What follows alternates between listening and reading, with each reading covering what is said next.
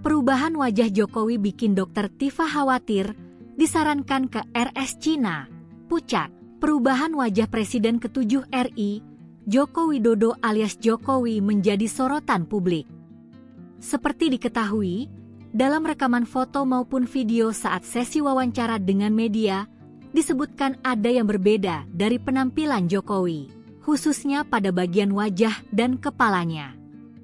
Seorang dokter sekaligus pegiat media sosial, Tifauzia Tiasuma atau Dr. Tifa mengaku khawatir melihat kondisi kesehatan Jokowi. Dia menyarankan agar Jokowi berobat ke rumah sakit kanker yang punya reputasi baik. Dalam cuitannya, Dr. Tifa menyarankan Jokowi untuk dirawat ke Guangzhou Hospital.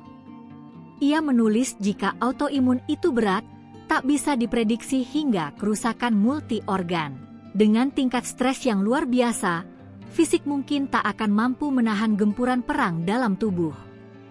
Seperti diketahui, penampilan fisik Presiden ke-7 RI Joko Widodo alias Jokowi kini makin berbeda. Jika tadinya terlihat bugar meski kurus, kini justru berbeda. Terbaru, saat ditemui wartawan di kediamannya di Solo, Jawa Tengah, Jumat, 13 Juni 2025, Jokowi terlihat agak loyo. Terlihat jelas di bagian wajah Jokowi yang tampak pucat dan tidak gesit. Suara Jokowi pun pelan dan lambat, tidak seperti biasanya yang keras dan jelas. Melansir YouTube Tribun Solo, mata Jokowi terlihat sembab, seperti habis menangis. Wajah dan bibir Jokowi juga pucat pasi, seperti sakit kurang darah. Bahkan di beberapa titik kulit wajahnya terlihat bercak putih. Suara Jokowi juga terdengar lirih dan pelan saat menjawab pertanyaan-pertanyaan dari wartawan. Penampilan terbaru Jokowi ini tentu menjadi sorotan publik.